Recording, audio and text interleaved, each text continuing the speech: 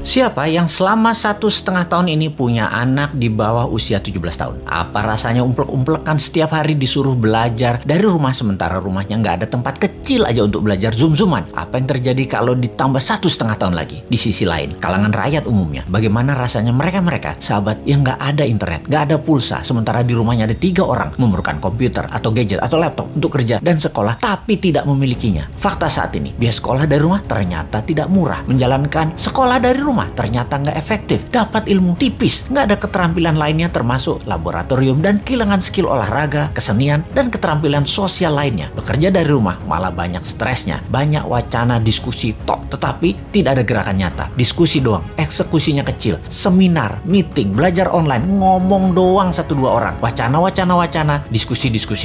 Rekening mah minus juga. Saat ini dunia bergeser jauh. Berapa lama kita akan menjadi seperti ini di bawah serangan virus? Jawabannya, kalau gini cara mengelolanya, selamanya, setidaknya sampai tahun 2025. Demikian kata WHO dan World Bank. Waduh, paling cepet 2023 awal deh. Tetap aja lama. Maunya tahun 2021 ini paling lama selesai deh. Vaksin dah tuh 100% orang Indonesia. Pertanyaan lagi, apakah selesai COVID? Ya nggak tahu juga. Menurut Ngana, selesaikah COVID ketika 100% manusia Indonesia sudah divaksin? Jawabannya nggak tahu. Misalnya, manusia setelah divaksin, efeknya tingkat kematian dan fatality-nya menurun, tetapi tetap bisa kena. Dimana kalau kena ya isolasi mandiri, katakan 10 hari. Setiap hari ada 30.000 orang bergantian bergiliran. Tiap hari ada 30.000. Karena 10 hari di isoman, maka yang dikurung hari itu adalah 300.000 orang per hari yang terkurung gantian sampai 100 juta orang. Gitu ya, 2 tahun itu bisa tercapai. Bisa lebih. Serem amat ya kalau ini terjadi. Untuk mencapai 60% populasi yang benar, ya bisa 2 tahun lagi, mungkin bisa 4 tahun lagi. Kalau hal ini terjadi, maka bukan hanya ekonomi yang ambiar, tetapi keterampilan sosial anak kita, keterampilan lainnya hilang. Bisa terjadi generation gap yang parah, di mana di tahun 2045, 24 tahun lagi, mereka usianya yang sekarang 10-20 tahun itu adalah mereka menjadi tulang punggung angkatan kerja dan usaha. Mereka, bayangkan, tidak punya keterampilan yang mumpuni. Maka angkatan yang usianya 50-70 tahun di kemudian tadi masih tetap bekerja dan ini tidak efektif. Maka gawat kalau bernegara tidak ada yang memikirkan hal ini, tetapi lebih memikirkan tenaga kerja asing bagaimana bisa masuk terus dengan dilindungi pejabat paling berkuasa. Alhamdulillah berhasil masuk terus. Itu lebih penting baginya sekarang. Saat ini generasi mendatang ngapain gue pikirin katanya. Yang penting saat ini lagi berkuasa, gak ada yang boleh halangin. Pokoknya gigi 5, gaspol, gue harus kaya. Lalu siapa yang urus generasi muda yang sudah 1,5 tahun ini dikurung di rumah? Ditambah masih ada kemungkinan dikurung lagi 1,5 tahun lagi. Kita urai masalahnya. Kalau anak usia saat ini 7-11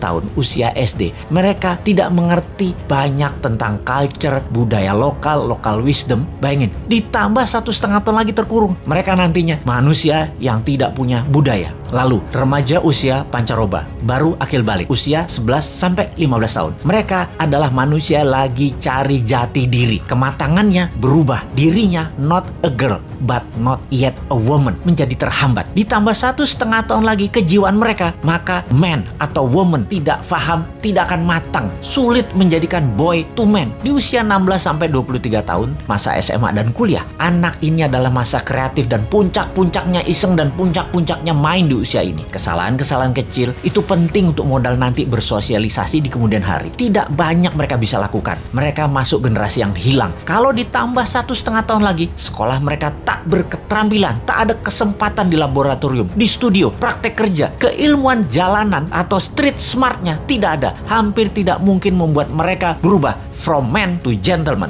Ada 40% saat ini dari populasi Indonesia yang usianya saat ini 7-23 tahun. Yang 20 tahun lagi mereka merupakan tulang punggung keluarga, bangsa, negara. Jadi apa mereka ini nantinya? Ada yang mikirin pelindung nikel, mikirin. Yang pasang baliho jualan tahun 2024 itu mikirin. Yang menjabat sekarang mikirin. Kalau bosman, ada tuh bala muda walau kecil, kita berjuang.